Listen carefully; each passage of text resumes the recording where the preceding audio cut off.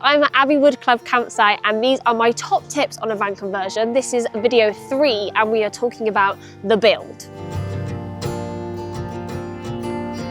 Tip number 1, if you can, start your van conversion in spring or summer, especially if you don't have access to a barn or a workshop. This is from someone who started their van conversion in winter, and trust me, it wasn't the best experience. In the UK, daylight hours are much shorter, so even if you have big lights, visibility is very poor and it gets very cold when it's dark. If you have to shut the doors because of the rain, there's going to be a lot of condensation just from your breath working bodies inside of the vehicle, and then that could increase damp. In the summer, things are going to dry much quicker, so you can get more coats of paint on, and things like adhesive are going to be much more malleable to work with. So hopefully, if you did start your build in the summer, it's going to get done much quicker because you've got much longer hours to work with and things are going to dry very quickly.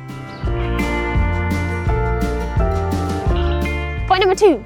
How much does your vehicle weigh? You need to know the gross vehicle mass, that is the maximum operating weight your vehicle can be. And if you pass your test after 1997, your license will only allow you to drive a vehicle no more than 3.5 tons, and that includes the passengers and anything you might have inside of your vehicle. So it's really important that you know what weight you have to deal with before you even add any materials to your build, because this is going to affect the weight of the materials you can add inside. So maybe you can't afford to have a big heavy ceramic sink or a deck on top of your roof, especially if you're going to have heavy bikes in the back of your van.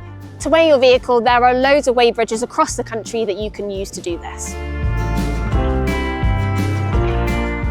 Number 3, ventilation. It is very important you consider what types of ventilation you're going to have inside your van before you start your build. Vans are a breeding ground for mold. They're a tin can with lots of wood inside, so naturally even your breath is going to create some kind of condensation. Mixed with if you're having a shower or doing any kind of cooking, you really do have a box that is going to get very condensation-y inside. To prevent this, ventilation, there's 2 types. You've got passive ventilation and active ventilation. Passive ventilation is going to use a natural air source to bring in the fresh air and take out the old air. In my van near the cab, I have 2 windows opposite each other, so when open this creates a natural cross ventilation. I also have a skylight and a little window which should bring in the air at the back and then out through the front. I can only cook with my doors open because this is where active ventilation comes in, and that is an active source that's going to push the air out of your van using some kind of electrics. So in this form, it could be 12-volt mushroom vents, aircon units, a skylight powered by a fan. The optimum source of ventilation for a van of this size would be 2 power-driven vents at each end of the van. So one's going to bring in some fresh air and one's going to take out the old air, hopefully near where your kitchen is. And something that people often forget is your bed will also be a breeding ground for mold. So it's really important that when you're building your bed, you either use slats so the mattress has a chance to breathe, or if you're using plywood, you drill a lot of holes in underneath, which gives you that ventilation.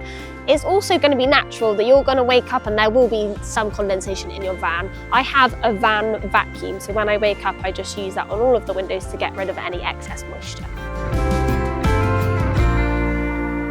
Number 4, insulation. You're going to want to keep your van cool during the summer and warm during the winter. How do you do this? Insulating your vehicle, especially if you live in Europe or the UK where it gets quite cold. Insulation is going to be very important. Now, lots of people will have many opinions on what materials you use for insulating.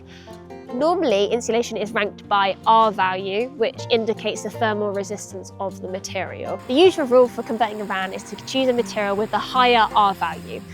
I found this quite overwhelming because there are so many materials to choose from. One major point that I would consider is the shape of your vehicle. I originally used PIR boards because they have one of the highest R ratings. However, my van walls are curved, so I found it very difficult to use these boards in the walls of my van. I also had small holes that led to bigger cavities, and I really wanted to make sure those were filled with insulation. So instead, I chose to use soft insulation, and my favourite method was recycled bottles because this was far less toxic when you break apart than it was for PIR boards.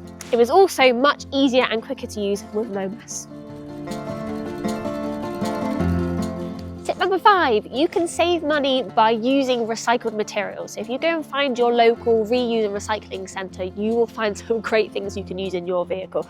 I found from Bristol Reuse and Recycling Centre some floorboards I got for £4. Lots of people will be selling cut-offs from their kitchen renovations on Facebook Marketplace. People like me who've done a van conversion and they don't need the materials anymore will also sell off any materials they might have. I sold all of mine on Facebook Marketplace, and I even swapped my double seat for a single seat with someone on eBay.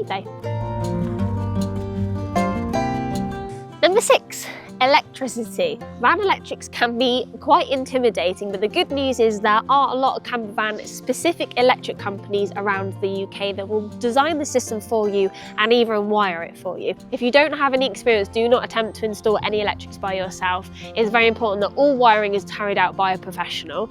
When planning your electrical system, it's really handy to run a few spare wires. Sometimes midway through an adventure, you might think, oh, it would be really handy if I did have a light here. Once your build is complete, it's going to be near impossible to run any extra cables inside your walls. So if you add a few now, you'll be safe for later. Depending on your needs, electric systems can hugely vary in cost. Remember, this is a tiny home, so maybe you again don't need all the luxuries that you think you do. Most camper vans run off of a 12-volt system, and this means that you won't be able to power some items that are high voltage. For example, a hairdryer runs on 240 volts. What I can power though are my lights, my fridge, my water pump, all of the electrical items, drones, laptop, any of the basics you think you would need to get you through. The word off-grid will be used a lot in camper van conversions, and this means the amount of time you can kind of live in your van without connecting to any public utilities. I have 2 solar panels for 175 watt each on top of my van, which means in the summertime I am fully powered by the sun. I can fully go off grid and use everything that I just mentioned to power my van. However, in the winter the sun is not always the best source of energy, and therefore I also have an external hookup, so when I come to a campsite I can plug in and then I can use all of my electrics as normal. Solar panels do have an expensive startup cost, but it does mean I have spent £0 on electricity the whole of this summer, so I think overall it was a very good investment. Number 7, tools for your van conversion. Now here I have a group of tools that I would say are essential tools that you will need to start a van conversion. And then I'm going to talk about some tools that may be not essential but are an absolute delight to have. So here we have a electric sander, very important. You can obviously, if you're on a very tight budget, hand sand things down. It's just going to take you a lot longer. A circular saw, going to be really great for cutting long pieces of plywood that you're going to need in your van. A jigsaw, going to be really good for cutting intricate pieces of wood in the van. I have some really nice trim around my wardrobe area that I use any kind of edges, curves of your van walls. An impact driver and a combi drill set. I think it's really important to have both. When you're midway through screwing in a screw into a batten in the wall, you're not going to want to change the head of the screwdriver halfway through. It's very handy to do a pilot hole with one and then screw them with the other and just have them both on hand.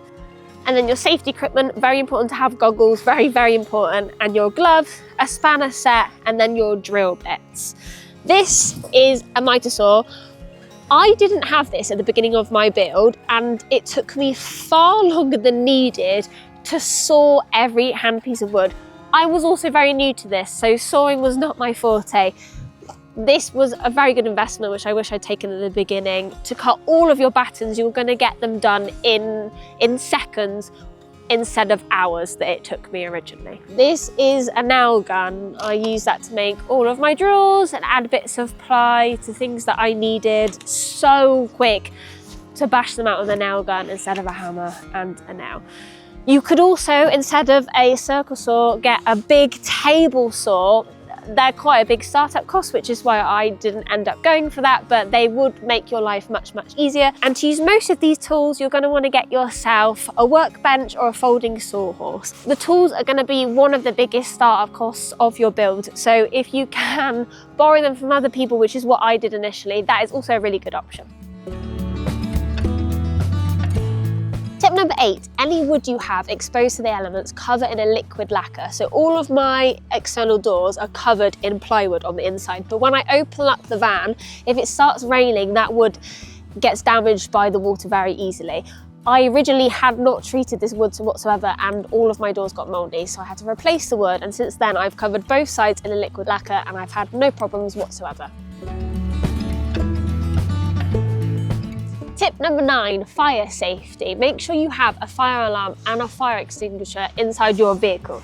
I have two. One of them is a 5-in-1, so it covers a variety of different fires. It's also important to think about fire safety when you're building your van. So when you have a hob, make sure that any splashbacks you use are non-flammable, and make sure you don't have any curtains near where you're going to have the flames.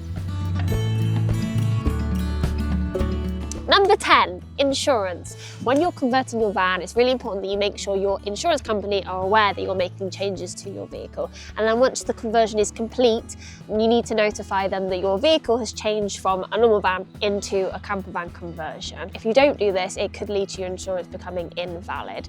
It's also really important to let them know that your vehicle has increased in value based on however much you've put into the conversion on top of the cost of your vehicle. And those are my top tips for a camper van conversion. We covered so much in this series. There were 3 videos, one on planning, buying a vehicle, and the build itself. So if you missed any of those, make sure you go back to the Caravan and Motorhome Club YouTube channel and subscribe so you don't miss any more videos just like this one.